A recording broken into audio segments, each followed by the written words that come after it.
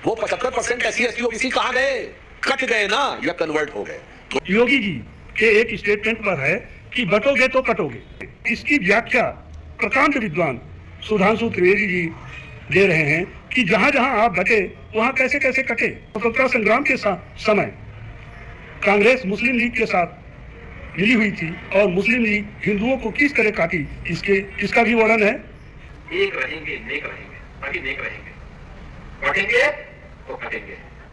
देखिए, ये कठोर सच्चाई नहीं, कठोर और दर्दनाक सच्चाई है। तो ट्रेनें हिंदुओं को लेकर फिरोजपुर की तरफ आती थी, उसमें बहुत ज्यादा कत्लेआम हुआ है।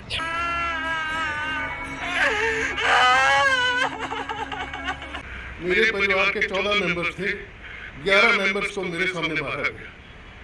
जय श्री राम दोस्तों, मैं संत शत्रुघ्न दास अपने YouTube चैनल यात्री संत चैनल पर पुनः एक नए वीडियो में आपका स्वागत है। ये वीडियो योगी जी के एक स्टेटमेंट पर है कि बटोगे तो कटोगे। अभी योगी जी ने एक संदेश दिया है हिंदुओं के लिए कि बटोगे तो कटोगे। इसकी व्याख्या प्रकांड विद्वान सुधांशु त्रिवेदी जी दे रहे हैं कि जहां जहां आप बटे वहां कैसे कैसे कटे। और स्वतंत्रता संग्राम के समय कांग्रेस मुस्लिम लीग के साथ मिली हुई थी और मुस्लिम लीग हिंदुओं को किस तरह काटी, इसका भी वर्णन है। सुधांशु त्रिवेदी जी बहुत अच्छी व्याख्या किए हैं, ये समझने की बात है। तो देखते हैं। बहनों और भाइयों, राष्ट्र से बढ़कर के कुछ नहीं हो सकता, राष्ट्र से बढ़कर के कुछ नहीं हो सकता, कुछ नहीं हो सकता। और राष्ट्र तब सशक्त होगा जब हम एक रहेंगे नेक रहेंगे, एक रहेंगे नेक रहेंगे, तभी नेक रहेंगे। बढ़ेंगे तो कटेंगे, बढ़ेंगे तो कटेंगे, बढ़ेंगे तो कटेंगे,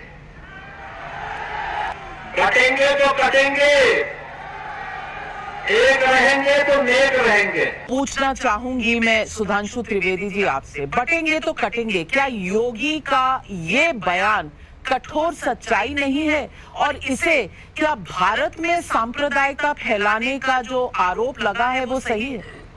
देखिए, ये कठोर सच्चाई नहीं, कठोर और दर्दनाक सच्चाई है। इस कठोरनाक और दर्दनाक सच्चाई का कुछ उदाहरण देख लीजिए, इस वीडियो में उपलब्ध है। इसे बहुत खोजने के बाद मुझे YouTube पर मिला है। ये 1947 की देश के बंटवारे के समय की बात है। कैसे हिंदुओं को, वहाँ से आने वाले हिंदुओं को बाल काट के भेजा गया, पाकिस्तान से आने वाले हिंदुओं को मारा गया। ये कठोरनाक और दर्दनाक सच्चाई इनकी मानसिकता ही है कि ये किसी भी देश में जाते हैं तो वहाँ कोई व्यवसाय, बिजनेस या प्रगति करने के लिए नहीं जाते। इनकी मानसिकता है कि वहाँ धीरे धीरे उस देश को मुस्लिम देश में बदलो। आज इजराइल के साथ यही हो रहा है और इस सच्चाई को आप देखिए और समझिए। पाकिस्तान के समय बंटवारा हुआ था और वो जो ट्रेनें हिंदुओं को लेकर फिरोजपुर की तरफ आती थी, उसमें बहुत ज़्यादा कत्लेआम हुआ है। और वो डब्बे जो ट्रेन के थे वो खून से इतने भर गए थे, वो पटड़ियों के ऊपर बह रहा था खून, और इस करके इसको खून की पटड़ी कहा जाता है। क्या आप जानते हैं 15 अगस्त 1947 को आजादी के जश्न के बीच अमृतसर स्टेशन पर मौत से भरी एक ट्रेन पहुंची थी, लेकिन इस ट्रेन से एक भी यात्री बाहर नहीं निकला। सभी खिड़कियां खुली हुई थी, दरवाजे बंद थे, जैसे ही पूरी ट्रेन भूतों से भरी हो। इस भयानक मंजर का पूरा हाल डोमिनिक लेपियर ने अपनी किताब फ्रीडम एट मिडनाइट में लिखा है। पहले मैं आपको वो हिस्सा पढ़कर सुनाता हूँ। 15 अगस्त की झूठी दोपहर को अमृतसर के स्टेशन मास्टर छेनी सिंह विलाप और उन्माद में डूबी शरणार्थियों की भीड़ को काटते हुए आगे आ रहे थे। स्टेशन पर नंबर 10 डाउन एक्सप्रेस आई थी। इस ट्रेन ने छेनी सिंह के सामने एक ऐसा सीन रखा जिसे वो जीवन भर भूल नहीं पाए। लोको पायलट का चेहरा एकदम फक हुआ पड़ा था और 4 हथियारबंद सैनिक उसको गार्ड कर रहे थे। छेनी सिंह समझ गए कि कुछ बहुत भयानक बात हुई है। उन्होंने आगे बढ़कर ट्रेन की 8 बोगियों को घूर कर देखा। सारी खिड़कियां खुली थी, लेकिन अंदर एक भी आदमी दिखाई नहीं दे रहा था। एक भी दरवाजा खुला नहीं, एक भी आदमी बाहर नहीं निकला। तो क्या उस ट्रेन में केवल अदृश्य भूत यात्रा कर रहे थे? चारों तरफ पसरे एक अजीब सन्नाटे में छेड़ी सिंह ने पहली बोगी का दरवाजा खोल लिया। बोगी में कदम रखते ही उन्हें समझ आ गया कि 10 डाउन एक्सप्रेस से एक भी यात्री नीचे क्यों नहीं उतर रहा था। नहीं, उस ट्रेन से केवल अदृश्य भूतों ने गड्ढ पड़े हुए थे। हाथ पैर और धड़ डब्बे के गलियारे में बिखरे पड़े थे। उस भयंकर सन्नाटे में स्टेशन मास्टर ने किसी के कराहने का हल्का आभास पाया। ये सोचकर कि शायद कोई जिंदा बच गया हो, छेनी सिंह ने पुकारा, सुनते हो, ये अमृतसर है। इन शब्दों को सुनकर कुछ लाशों ने हिलना शुरू किया। एक औरत ने अपने बगल में से अपने पति का सिर उठाया और उसे बाहों में भरकर दहाड़े मारकर रोना शुरू कर दिया।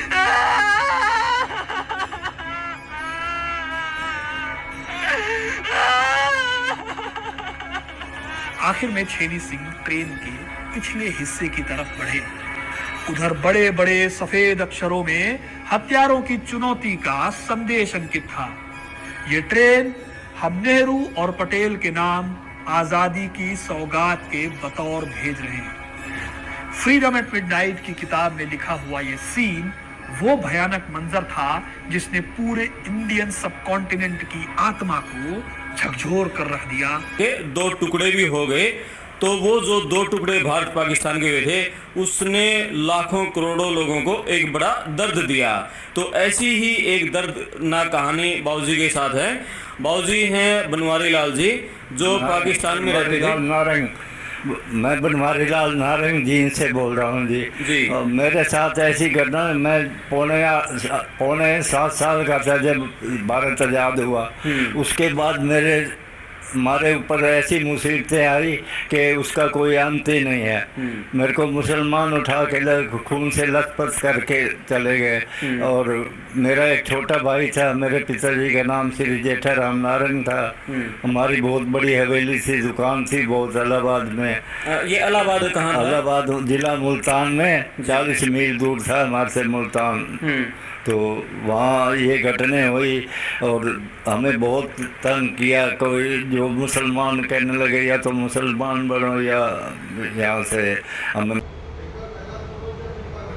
परिवार था उस समय, हमारे पास 50,000 रुपये कैश और 5 किलो सोना था।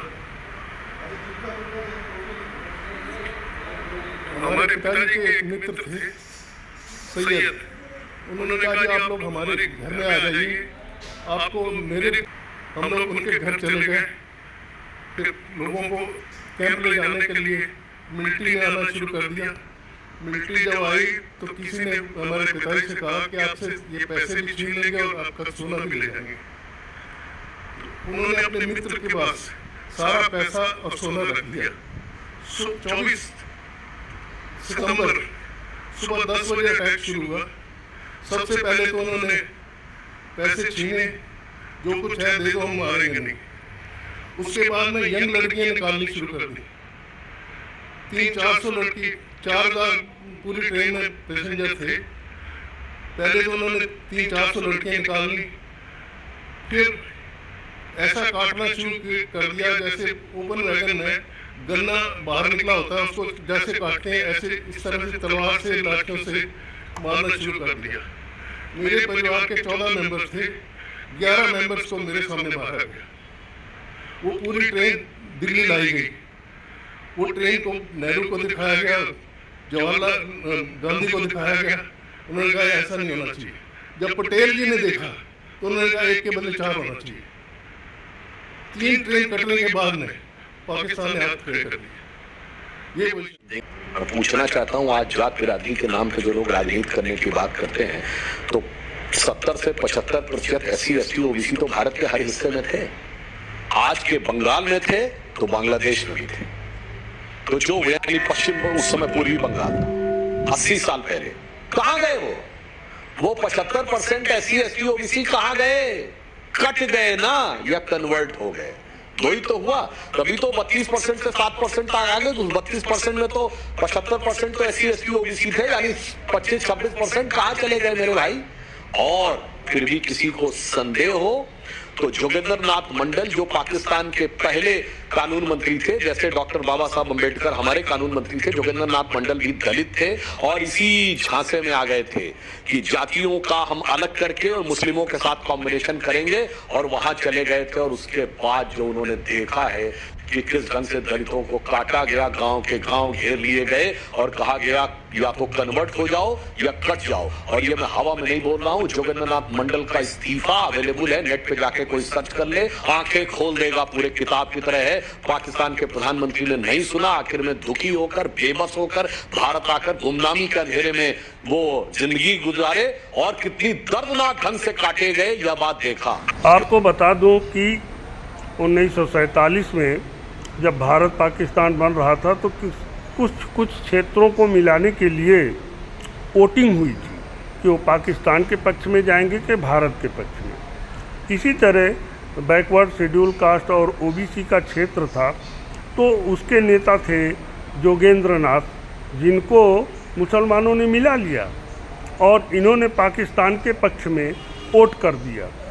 और फिर परिणाम क्या हुआ ये आप सुधांशु जी बता ही रहे हैं, आप जान ही रहे हैं। आगे देखिए। बाद आजाद हिंदुस्तान में भी देख लीजिए, चाहे कश्मीर हो या कोई अन्य जगह हो, धुबरी, बरपेटा, करीमगंज, मालदा, किसी भी जगह के ऊपर जो कुछ हुआ वो इसका साफ साफ प्रमाण है। ये एक राजनीति है जिसकी तरफ योगी जी ने संकेत किया कि एक समाज को तो फिलिस्तीन और हमास तक जोड़ के रखना है और दूसरे से कहना है बांग्लादेश तो छोड़ो। अगर धुबरी, बरपेटा, करीमगंज, मालदा में भी कुछ हुआ तुमसे क्या मतलब? तुम्हारे शहर के दूसरे इलाके में हो रहा है, तुमसे क्या मतलब? मतलब 20% अपना है और 80 में टुकड़े करना है। और यहां पर मैं एक और बात कह दूं, जहां पे बट गए वहां आप भी कट गए, देश भी कट गया। और वो जो इस समय अंतरराष्ट्रीय षड्यंत्र चल रहे हैं भारत के चारों तरफ देख लीजिए। अफगानिस्तान तबाही झेल चुका है, जो कुछ हुआ, पाकिस्तान में जो हुआ, श्रीलंका में जो हुआ और अभी बांग्लादेश में जो हुआ, आज वही शक्तियां जो कि इस प्रकार के खेल खेल रही हैं। और यहां मैं एक और फैक्ट बोल दूं, ये 2021 से पहले तो राहुल गांधी के मुंह से कभी आपने नहीं सुना कि वो जातिगत जनगणना की बात कर रहे हैं। क्यों? क्योंकि जॉर्ज सोरेस की ओपन सोसाइटी फाउंडेशन और फिर हेनरी लुइस फाउंडेशन, उसके एक मिस्टर क्रिस्टोफर जफरलेट हैं जिन्होंने बाकायदा प्रोजेक्ट शुरू किया कि कास्ट सेंसस पे इंडिया में जोड़ देना। आपने सुधांशु जी को सुना और समझे भी होंगे। इसी तरह जोगेंद्र नाथ मंडल जो दलित थे, पाकिस्तान में सोचे थे कि दलित और मुस्लिम कॉम्बिनेशन बना के हम पाकिस्तान में राजनीति करेंगे और ये पाकिस्तान के प्रथम जो है कानून मंत्री भी थे, परंतु सफल नहीं हुए। जैसे ही पाकिस्तान बना वो मुस्लिम देश घोषित हो गया और वहाँ जो गैर मुस्लिम थे उनको किस तरह काटा गया आपको सुधांशु जी बताएं। और जोगेंद्र नाथ जी स्वयं अपनी आंखों से देख के अंततः इन्हें मंत्री पद छोड़ दिया और पाकिस्तान भी छोड़ दिया, फिर भारत में ही आके शरण लेके गुमनामी में जीवन बिताए। यहाँ भी अभी भी वर्तमान में भी कुछ ऐसी पार्टियां हैं जो सोच रही हैं कि जैसे जोगेंद्र नाथ मंडल ने सोचा था उसी तरह आज भी कुछ लोग यहाँ सोच रहे हैं। जैसे सपा है, सपा सोच रही है कि मुस्लिम यादव कॉम्बिनेशन बना के हम सत्ता हासिल कर लेंगे। करते रहो, मुसलमान तो सोच ही रहे कि सत्ता में वो रहे जो मेरे समर्थक हो, और जैसे जैसे वो अपनी जनसंख्या बढ़ा लेंगे वो आपकी भी नहीं सुनेंगे। जैसे पाकिस्तान में जोगेंद्र नाथ मंडल की प्रधान वहाँ के मुस्लिम प्रधानमंत्री ने नहीं सुना था, वैसे ही जैसे ही इनकी जनसंख्या आगे बढ़ जाएगी, आज आप भले सोच रहे हो कि हम बैकवर्ड शेड्यूल कास्ट, दलित और मुस्लिम कॉम्बिनेशन बना लेंगे। जो भी पार्टी, जो भी नेता ऐसा सोच रहे हो, आप जान लेना कि जैसे ही मुसलमान की जनसंख्या अधिक हुई वो आपकी नहीं सुने, आज तो आपके साथ है, क्योंकि हिंदू को फोड़ना है, 80% को फोड़ना है, तोड़ना है। परंतु ये जैसे ही अपनी बहुमत में आएंगे वो आपकी नहीं सुनेंगे, आपको बालेंगे, काटेंगे, जैसे पाकिस्तान ने किए। कश्मीर में भी पहले दलित मारे गए थे। तो ये कम्बिनेशन वाली हिस्ट्री आपको कमजोर करेगी। वही योगी जी ने कहा है कि बंटोगे तो कटोगे, कट चुके हो, फिर अभी भी यदि वर्तमान और भविष्य में कटना है तो बटे रहो,